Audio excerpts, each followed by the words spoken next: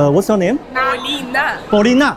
我是越南的，还没试过，还没试过。嗨，大家好，雷店长的新书《丝路秘境上海签售会》来了。在6月14号下午4点钟，雷店长将在上海市黄浦区重庆南路308号白玉兰剧场1楼的大影书局，也就是大影精舍和大家见面，大家要准时来参加哦。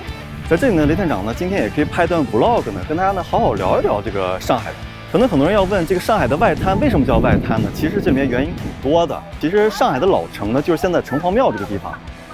上海本地人管这个地方叫老城乡，然后它周围呢有一圈圆形的城墙，后来也被拆掉了。上海本地人呢管这个老城之外的地方呢是一块滩地，所以这个外滩也是这么来的。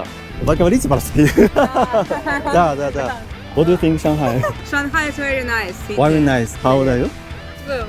12 oh, is very young. Hello. 你是来自哪儿啊？我是俄罗斯人。你觉得那个中国跟俄罗斯有什么区别吗？我觉得中国和俄罗斯非常像的。我们是一样的生活，一样的方便的。在俄罗斯，在莫斯科，在上海，我们都喜欢。都喜欢啊。对，我们爱中国。谢谢，不客气不客气。叫啥你视频？对你多少岁啊？我今年上半年20。不客气啊，再见啊！好，再见啊！这些灯光呢，在这20多年的更替之中呢，是越来越漂亮了。这个东方明珠呢，它呢始建于1991年的7月30号，距今已经有34年了。来看，这就是这一排就是万国建设群，感觉卖东西。现在有什么吃的东西吗？花生酥糖的话，它是上海特色。哦，19啊，还行。这上海出的吗？对，它城隍庙牌的。城隍庙牌的。它的配料也很干净，主要就是花生。哦。造型一个大白兔奶糖。哦，是吧？那行吧，你给我拿一个。这个是原味的。行，给我拿一个东方明珠。行。好。你是这边上海人吗？对的。你好。你们从哪儿来啊？北京啊，对，好，谢谢啊。好的，谢谢。你是来北京特地玩的吗？对，特地玩来的。特地玩的啊。那这个就作为礼物送给你了，大白兔的奶糖，好吧？谢谢。好，谢谢雷站长。行，不用客气。行，不客气啊。祝您玩得好，拜。自从这个1844年开埠以来呢，有很多外来，尤其是一些西方这些殖民者呢，来到这地方来殖民，把这个外滩这地方变成了租界。于是呢，上海呢，它得到了一个世界的名头，就是它是远东第一大都市。那个什么远东、中东、近东是什么意思呢？就说这个欧洲人呀，他当年呢是以自己为中心，然后呢靠近他的呢叫近东，然后呢靠近稍微呢再远点的叫做这个中东，然后最远的地方呢叫做远东。那你还能的不行了，你太厉害了。What do you think different Shanghai and Mumbai? High-rise towers. Mumbai now have such a beautiful skyline like Shanghai. I've been to Shanghai only for now. OK. Yeah. 你们从哪儿来的？我是越南的。越南人啊？越南的。你呢？他也是吗？对，我是越南的。哇，那你为什么会说中文？你说的太好了。我们学习的。是吧？哎，你们学中文很容易吗？很容易啊。整个越南现在很多人也会中文了。那你们是怎么评价中国的？你觉得中国怎么样？很好，很好。那中国的男人怎么样？还没试过。还没试过。我的意思就是说，有没有中国的认识一些中国的朋友？还没。都没有。这是你的朋友是吧？闺蜜啊，也是越南。她听不懂中文啊。哎，你们那儿可以用 TikTok 啊，对吧 ？TikTok。那 TikTok 上，中国都是什么样的形象？很美，很棒是吧？很棒。哇。What do you think different Shanghai and Moscow? Architecture. And food. Shopping.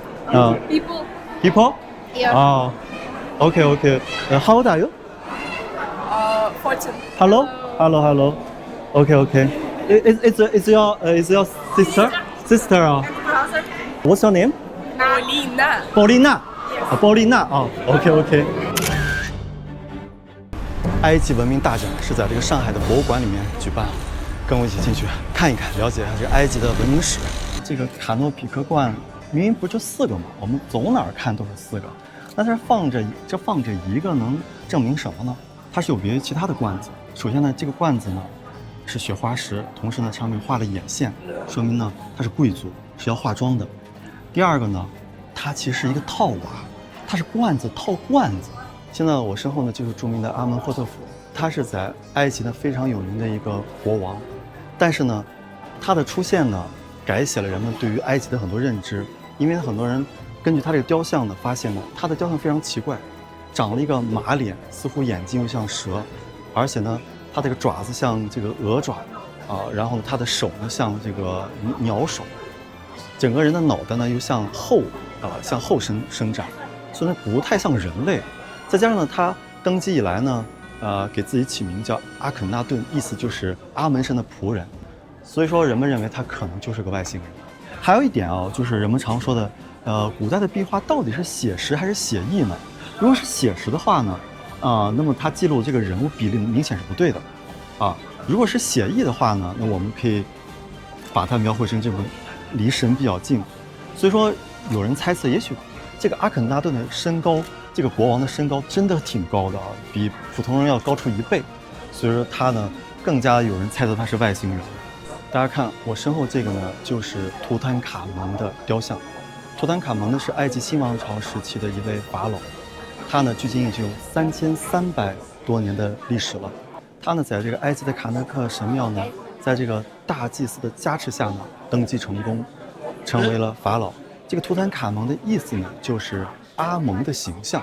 阿蒙我们知道是太阳神，太阳神的形象的意思。后来到了这个1922年呢，考古学家呢霍华德卡特呢发现了图坦卡蒙的墓。当这个霍华德卡特打开墓的时候呢，发现了一段诅咒。这个诅咒写的是什么呢？谁要将打开此墓，惊扰了沉睡的人，我将牢牢地掐住他的脖子。但是没想到之后呢，这些诅咒似乎一个个都应验了。在1923年4月15日的时候呢，这个挖掘的资助者卡纳冯勋爵呢，因为他当时这个打开墓的时候，他被这个毒蛇给蛰了一下，他突然间感到不适，他就向着这个东方喊了一声：“哎，我要完了！”于是呢，他就出现了很多胡话大喊大叫的，然后就过世了。但是让人更加离奇的是什么呢？就这个图坦卡蒙这个木乃伊的脸上呢，也出现了一道伤口，跟这个卡纳冯勋爵被蛰的地方是一样的。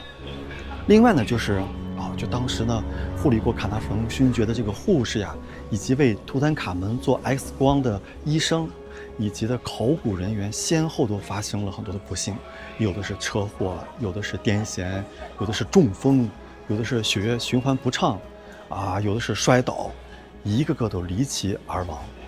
那么这到底是诅咒还是巧合呢？成为了图坦卡蒙整个这些文物发现的一个高潮和一个未解之谜。大家看，现在雷探长来到了这个埃及的博物馆的镇馆之宝死亡之书前。别看这么一个画，这个是埃及的国宝。在这个画的中间虽然它是这个纸莎草画，中间有一个非常有名的一个画。这个画呢就是审判的意思。坐在这个画面最右边这个绿色的小人呢，就是奥西里斯。奥西里斯呢就是木乃伊的发明者，同时他也是地狱的审判官。那么在他的左边呢，就有一个天平，天平上吊着一个心脏。这个心脏呢，就是这个法老或者是死者的心脏。这个心脏下面坐着一个神兽，它是阿米特，它长着鳄鱼的脸，然后呢，这个狮子的上身和这个河马的下身，它呢负责吃掉这个心脏。那么只要这个心脏超重了，就会被吃掉。